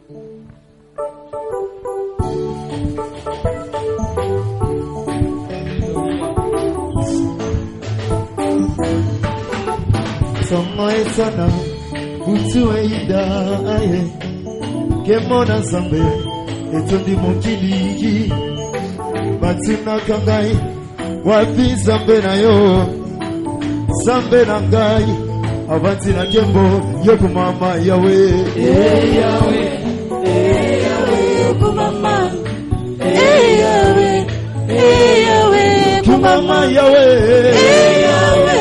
Yahweh, kumama. Yahweh, kumama. Kili batuna kangai, wapi Nzambe na yo, na noli na lolendo, avanti na kembo. Wenganda mobali, Nzambe ya zonga kasimate, sika tokumisa ye, makasi na ngai, okumama Yahweh. Yahweh, kumama. Kumama Yahweh. Yahweh, kumama. Yahweh, kumama. Kumama Yahweh.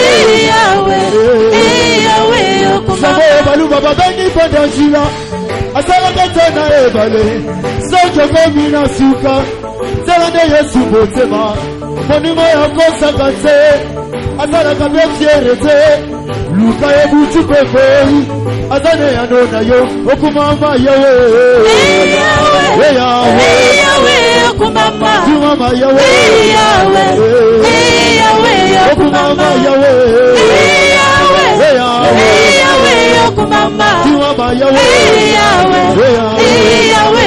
Sabo baluba babangi penda jila azalaka te na ebale soto komi na suka Zelande Yesu motema moningo ya kosaka te azalaka mpe fiere te luka ebuti mpe boyi azane yano na yo okumama yawe timama yawe okumama zambe na ngai timama yawe okumama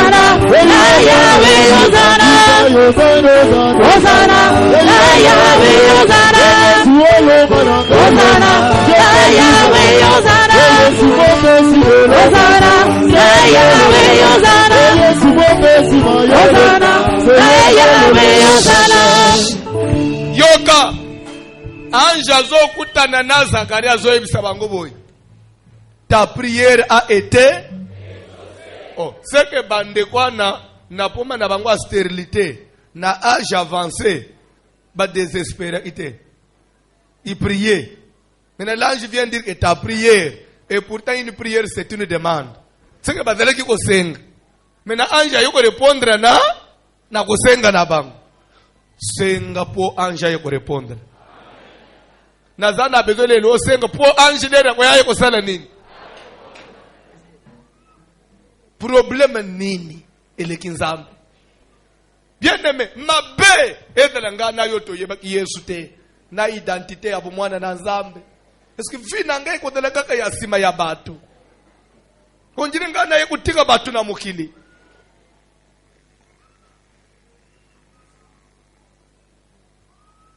Amen. Kaka suki batindilo yembo ya opamboli batu nyonso. Suki yo bandi ko cheboy etika likaka ngaye eko bandi kutika la kaka yo timbula nini? Na zape na bezo to bandi ko yemba ke opamboli batu mususu na ngai etika likaka ba mususu.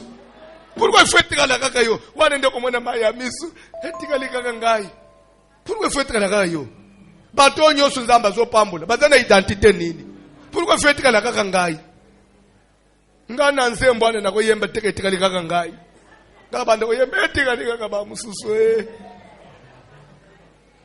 kana ba mususu nazana besoin na poko ya lelo sala prière soki Yesu apamboli batu nyonso na poko apambula pe na yo etika la kaka oyo wana zanga identité est-ce que mutu mo ako prier o prier pe ozana confiance oyebi amen alléluia bandeko nzambe na biso lobaka peut-être yo yebite misala biso to salaka ngona ngolilité tozo tuna nzambe même ndenge to cheba oratera sélection an ezaba o nzambe biso ke bozo ba o wana pelera lobby oyo ika lobby bien eza pamba te oko sentir que programme était aussi batu nyoso bakoloba bien mais nzamba lobi ke muto lungola makolo awa te soka bénéficier grâce à oratera mukolo wana te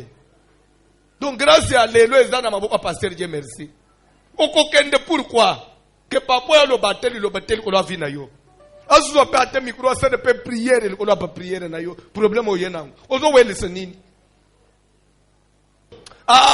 2014 au style ça n'a pas cité jamais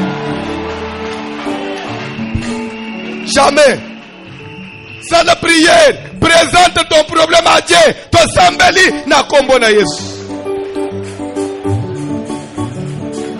ya kosenga intervention na yo na vina ngai papa eko sopa motema na ngai na poko lelo susu liboso na présence na yo elombela kimela lisepa ya nani zambe mobiyano tikete na poko lelo sembola loboko na likolo ya vina ngai yawe nzambe telema oloba liloba moko likolo ya passion likolo ya vie ya mpasi likolo ya pauvreté likolo ya vie ya chômage saka Seigneur lave ta main au Dieu sinazande na posa kopetela bato masolo na yo change ma vie change vie na ngai change vie na ngai papa change la prière nalobi maladio na kati ya nzoto nalobi maladio na kati ya nzoto elombe yaka na poko oyo nkolo na ngai papa obongola situation vie na ngai jusqu'à zaka Seigneur paso oyo kocontinue stabilité oyo umeli papa stabilité oyo umeli le pani de ma shada le pani de ma papa le pani de ma Seigneur de la gloire le pani de ma véritable Dieu elombe yaka liloba moko kaka nanayebi témoignage j'ai besoin de toi Seigneur j'ai besoin de toi Yahweh yoka nakolinga nabimisa yo libanda ya esprit ya mutei te mutei akai plilo azolo baboy je vais défier quelqu'un ce soir qui es-tu ato memanga na libumu meobi place na utate muto simba kamilimu na bato aza moko na poko na lelo na lingo sala prière engala mama bota yo yenda fande le vina yo loko na bota yo esili yende akomi nzambe na yo loko na betela yo liputa na se seke esili yo na vi yo okobonga te na yebisa yo quelque chose nana lakele ribe mabe papa na yete aloba ribe mon premier né ceci c'est là mais puisque tu as souillé ma couche tu n'auras pas la prééminence okobimisa mutu te na lakeli yo mabe ribe abandi kotambula na maya misu me mukolo moko kutani na Moïse atalobi me okotikala boeti wapi lokola papa nde aloba bongo lokosuki papa biologique alakeli mabe papa mulimo azalaka te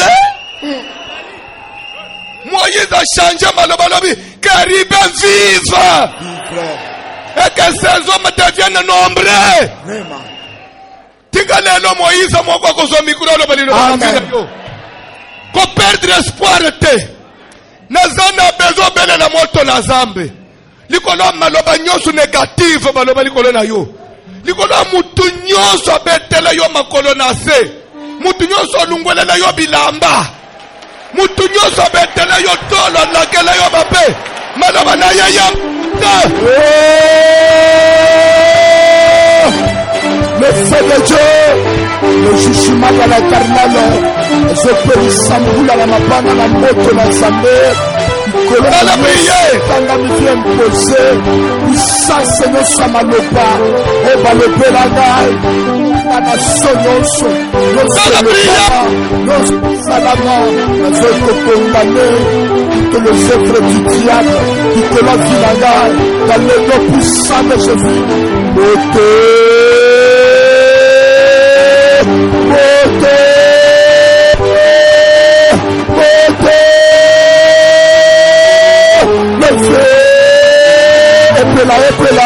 moto na sambe pela, moto na sambe pela, moto na sambe pela, moto na sambe pela. Nous souhaitons bi maloba, nous souhaitons bi mauvais sang, puissance à malédiction, tout ce qui a été dit, du colon du langage, et que la moto,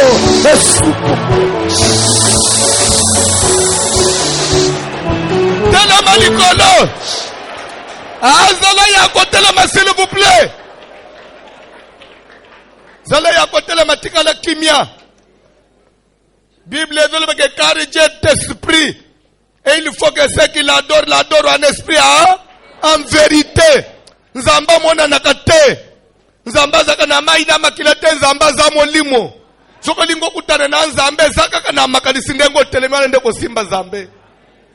Soki muto kosiyo ke na tekina nzambe lobi na wenzi akambela kosiyo. Nzamba mona nakate. Même Moïse, nzamba il sait que personne ne peut me voir et vivre. Tiens-toi là-bas dans le creux du rocher. Et tu ne me verras pas face à face. Tu me verras par les dos. Même par les dos là-bas. Moïse a mon équimoutoute et Lili. Et Lili, l'ombre. Dieu est esprit. N'a pas besoin d'esprit na yo simba zambe na minitoy. Et loko nini bacha yo na nzoto. Po yo bande kusila kaka sante. Na sida oyo bazolo baka yo za na sida. Oya yo sida eza sida normal. Sida kake pa mwasi mubali azalaka nango teme bozo bota bana. C'est quoi ça? Balingi babo mayo pona nini? Ozo njima po kufa na aji mwana mkebo pona nini? Il faut défier quelqu'un ce soir. Même janyo sika ba minganga ba pesa yo. Peut-être yo biseki bangu ka après campagne na koyabo opérer ngai. Ba ko opérer yo lisusu te. Zamba zolongo na malaju ane na poko au. Azala concentré, moi je vais prier. Avant orienter son micro. Na lingo simba zambe sikoyo.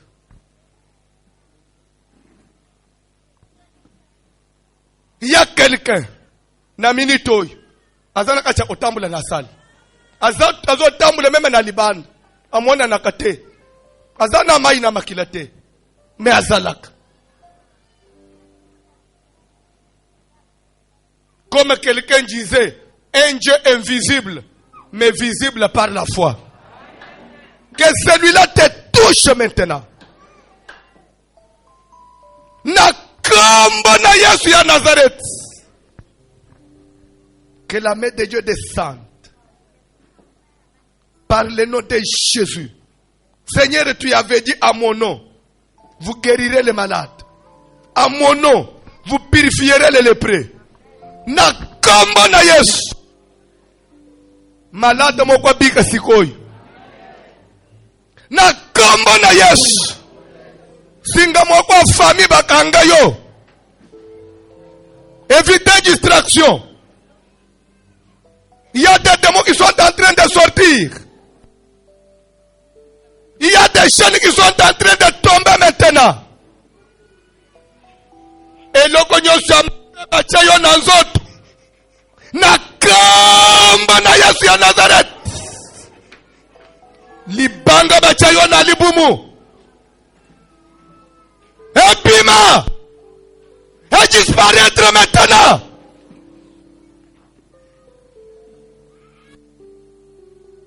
Serikei. Nazo mona ndeko mukuna kacha serikei. Tala ndeka mabaya zozo moto sikoi. Tala mabaya serikei ya bandu kwa pazana. Yesu fongolio. moto. Oh, au cosit. On perdrait déjà. On perdrait déjà. Oh, on salierait. Moto na zabe tumbaya. Tata mwasi na ye na moni yo. Na moni tata mwasi mwakwawa. Na sila moni yo.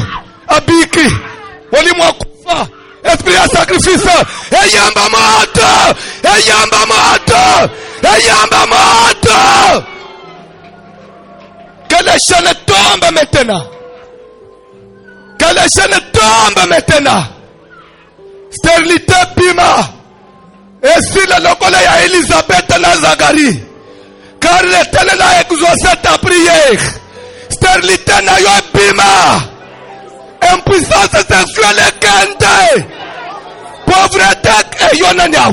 Yonani na zotoy. Yonani na zotoy. Loboko na zambe simba yo sikoyo. Loboko na zambe simba yo sikoyo. Loboko na zambe simba yo sikoyo. Yonani na zoto mondo. Yonani awa. Yonani na moni yo.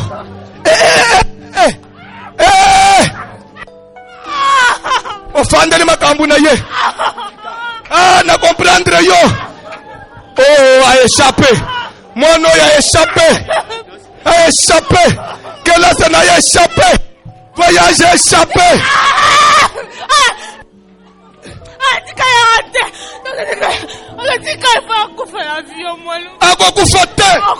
Voici l'homme à Telemi. Voici.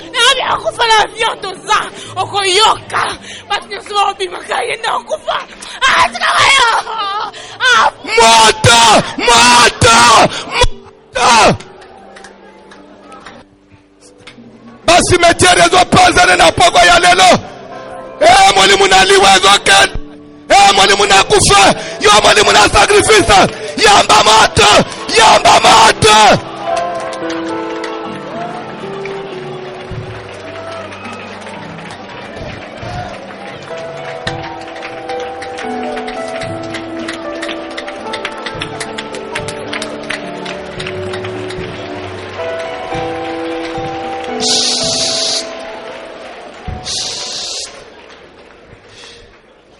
Nazolinga volongo la makolo awa.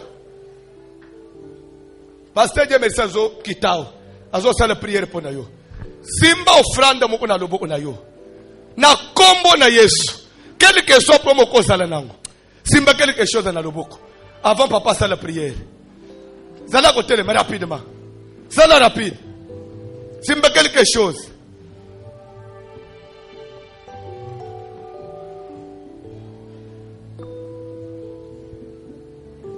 Zala prière.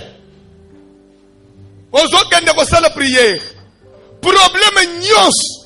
Yo yakina nguna pokwa. Yesu azobo boy. Boye pa na ngabi no batu bozana na mikumba. Bozonga na yango. Azobo ke déchargez-vous sur moi de tous vos fardeaux. Nazana besoin offrande ko tena panye lelo. Ozo psenda ke mikumba na nganyos. Ekende na zero offrande. Les réseaux quoi y na panye nganda zobi mapepele bandele na yezo fungwama liwa esprit de